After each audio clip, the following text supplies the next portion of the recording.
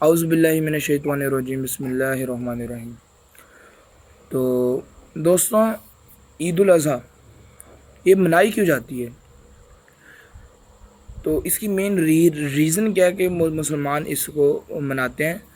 تو عید الاضحیٰ کو دوسرے معنوں میں بقرہ عید بھی کہتے ہیں یا قربانی والی عید بھی کہتے ہیں۔ تو آپ قربانی کے لفظ سے آپ حساب لگا سکتے ہیں کہ اس کا قربانی سے کوئی لنک ہے پچھلے ٹائمز میں۔ تو اس کے بیک گراؤنڈ میں آپ کو سمجھاؤں گا سارا۔ تو ہوا یہ تھا کہ حضرت ابراہیم علیہ السلام کو ایک خواب آئی تھی اللہ تعالیٰ کی طرف سے۔ یہ قسم کا حکم تھا کہ اللہ تعالیٰ حضرت ابراہیم علیہ السلام کو کہہ رہے تھے کہ میری راہ میں حضرت ابراہیم آپ قربان کر دیں وہ چیز جو آپ کو سب سے زیادہ عزیز ہے آپ کی نظر میں۔ تو حضرت ابراہیم کو لگا کہ وہ اونٹوں کے بارے میں بات کریں ہوں گے، کیونکہ اس ٹائم کے اونٹ، ایک اونٹ آج کل کی جو سب سے مہنگی کار ہے اس کے برابر اس کی قیمت تھی۔ آج کل کے اونٹوں کا تو کوئی حساب نہیں نا، اس ٹائم کے اونٹ بہت مہنگے تھے اور تگڑے اچھے بھلے تھے، اور وہ عربی اونٹ تھے۔ تو اس ٹائم پہ پھر حضرت ابراہیم نے پھر 100 اونٹ پہلے دن جب خواب آیا تو 100 اونٹ انہوں نے جو ہے وہ ذبح کیے، یعنی کہ قربان کیے اللہ کی راہ میں۔ تو پھر خواب آیا، دوسری رات بھی خواب آیا، پھر دوسرے دن حضرت ابراہیم علیہ السلام نے 200 اونٹ قربان کیے اللہ کی راہ میں۔ پر پھر بھی خواب ان کو تیسری رات بھی آیا کہ ابھی بھی یعنی کہ اللہ تعالیٰ قربانی مانگ رہے تھے، وہ چیز جو حضرت ابراہیم علیہ السلام کی نظر میں سب سے زیادہ عزیز تھی۔ تو اب ان کا خیال گیا اپنے بیٹے کی طرف، حضرت اسماعیل علیہ السلام کی طرف۔ تو اب حضرت ابراہیم علیہ السلام ایک ایسی سچویشن میں پھنس چکے تھے کہ یہاں ایک سائڈ پہ اللہ تعالیٰ کو حکم تھا اور ایک سائڈ پہ حضرت اسماعیل کی محبت تھی، اور یہ بیچ میں ایسے اٹک کے رہ گئے تھے۔ نہ ان کو یہاں کی سوج رہی تھی اور نہ ان کو یہاں کی سوج رہی تھی۔ کئی لوگ تو کہتے ہیں یہ اس لیے بھی تھا کہ شیطان ان کے مائنڈ میں وسوسے ڈالا تھا، کیونکہ شیطان کو تو بالکل بھی یعنی کہ یہ گوارا نہیں تھا کہ ایک جو انسان ہے وہ اللہ تعالیٰ کا حکم مان رہا ہے۔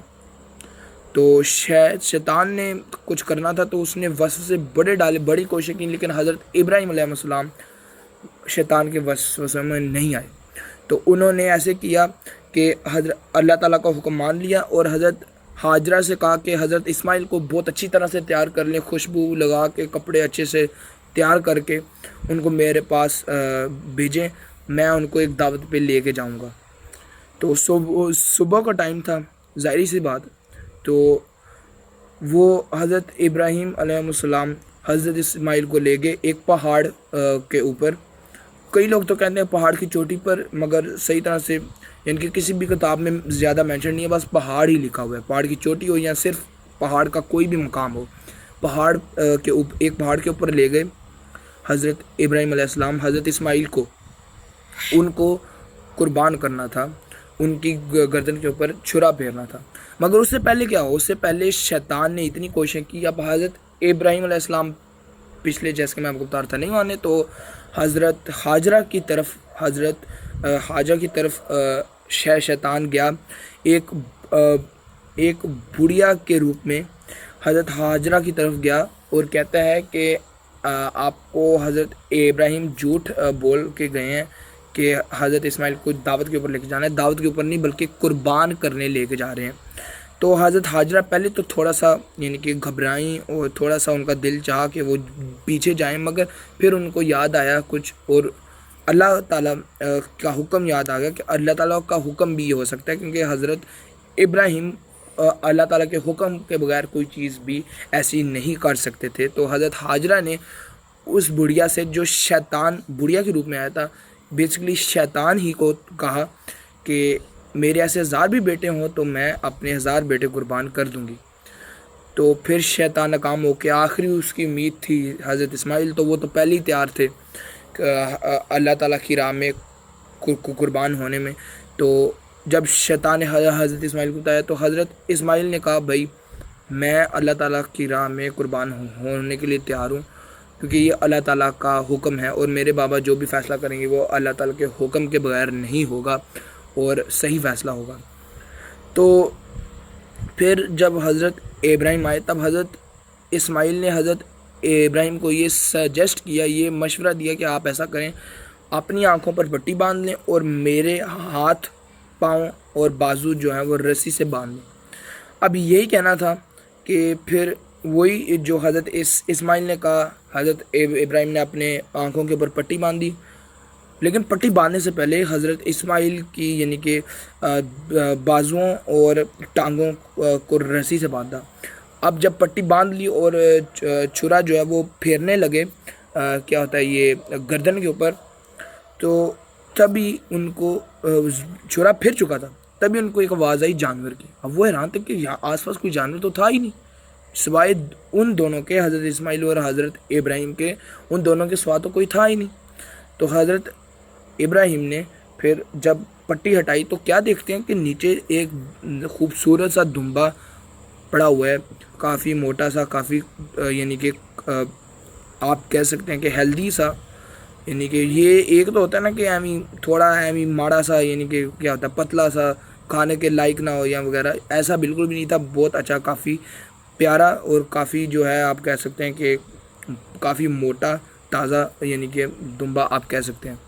آپ لوگ تو ہنس رہے ہوں گے مگر میں نہیں ہنس سکتا، سوری۔ اچھا، تو بیسکلی یہ ہوا کہ جب انہوں نے دیکھا کہ دمبا تھا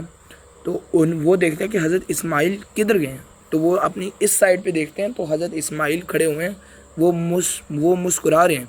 وہ بالکل صحیح سلامت کھڑے ہیں، ان کو ایک خراش بھی نہیں ہے۔ تو اس واقعے سے یہ ہم کہہ سکتے ہیں یہ بیک گراؤنڈ تھا عید الاضحیٰ کا۔ مسلمان اس لیے عید الاضحیٰ مناتے ہیں کہ حضرت ابراہیم کا اللہ کی راہ میں حضرت اسماعیل کو یعنی کہ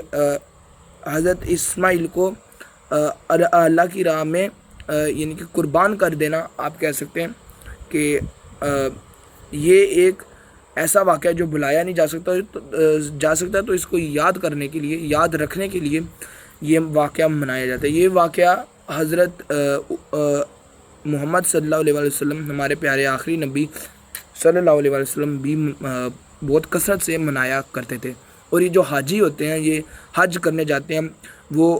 10ویں 11ویں اور 12ویں ذی الحج 3 دن ہوتے ہیں، ان تینوں دنوں میں 3 دنوں میں سے کوئی سا ایک دن وہ چوز کر لیتے ہیں اور قربانی کرتے ہیں اپنی، جو حج کے اوپر جاتے ہیں وہاں پر کرتے ہیں اپنی قربانی۔ لیکن جو حج نہیں کر سکتے، جو افورڈ نہیں کر سکتے، تو یہاں پر کرتے ہیں اپنے گھر اور اپنے اہل و احباب میں، وہ حج کرتے ہیں، وہ قربانی کرتے ہیں۔ اب بات آ گئی ان کی جو قربانی نہیں کر سکتے، تو یہ ان کے اوپر یہ صرف لگتا ہے جو یعنی کہ بہت مالی بہت تنگی ہو، ان کی جو مالی تنگی میں تھوڑا سا گرے ہوتے ہیں وہ حصہ بھی ڈال سکتے ہیں، مگر وہ جو اس سے بھی یعنی کہ ان کی زیادہ بدتر ہے مالی حالت، تو وہ ایسا کر سکتے ہیں، وہ قربانی نہیں کر سکتے، بلکہ تھوڑا سا گوشت بازار سے لے آئیں، اس کے اوپر عید کے دن ختم کر دیں اور آپ اپنی ریلیٹیوز میں یعنی کہ رشتہ داروں میں اور غریبوں میں بانٹ دیں، اور اس گوشت کا 3 حصہ کر لیں، وہ بھی آپ کا قربانی میں ہی گنا جائے گا، مگر آپ اگر مالی تنگی میں ہو۔ اچھا، کچھ لوگ کرتے ہیں فریجیں بھر لیتے ہیں، اتنا سارا گوشت ہوتا ہے، اس کو 3 حصوں میں ڈیوائیڈ نہیں کرتے، تھوڑا سا دیتے ہیں اور باقی اپنی فریجوں میں ڈال کے اس کو فریجوں کو صحیح طرح سے ٹھیک کراتے ہیں، اتنا پیسے لگاتے ہیں، پھر بھی گوشت خراب ہو جاتا ہے، کیونکہ اتنا گوشت کس سے کھایا ہی نہیں جاتا۔ تو ان کو ایسا کرنا چاہیے کہ گوشت کو 3 حصوں میں ڈیوائیڈ کرنا چاہیے، ایک حصہ غریبوں کی طرف، ایک حصہ ان کے رشتہ داروں کی طرف، چاہے وہ غریب ہوں یا امیر، تو ایک حصہ اپنی طرف، مینلی رشتہ داروں کو دینے کی طرف فوکس کرنا ہے، غریبوں کی طرف، اور اگر حصہ یعنی کہ جو ہے وہ غریبوں کی طرف زیادہ بھی چلے جائے تو کوئی نہیں، امیروں کی طرف اگر کم بھی چلے جائے تو کوئی نہیں، غریبوں کی طرف زیادہ جانا چاہیے، اور پھر جو ہے یعنی کہ اپنے لیے جو تیسرا حصہ بچتا ہے وہ اپنے لیے یعنی کہ بچا کے رکھنا چاہیے۔ تو یہ تھی آج کی ویڈیو کہ قربانی بیسیکلی ہوتی کیوں ہے، عید الاضحیٰ کس کے کہتے ہیں، اور اس سے یعنی کہ بیک گراؤنڈ کیا ہے اس کا، اور قربانی کیا ہوئی تھی، کیوں ہوئی تھی، یہ وغیرہ آپ کو بتا دیا۔ تو نیکسٹ ویڈیو کے لیے آپ میرے چینل کو سبسکرائب کریں، چینل کو لائک کریں، اور آپ سبسکرائب کر کے جو ہے وہ گھنٹی کے اوپر دبائیں تاکہ آپ کو میری تازہ ترین ویڈیوز ملتی رہیں۔ شکریہ، اللہ حافظ۔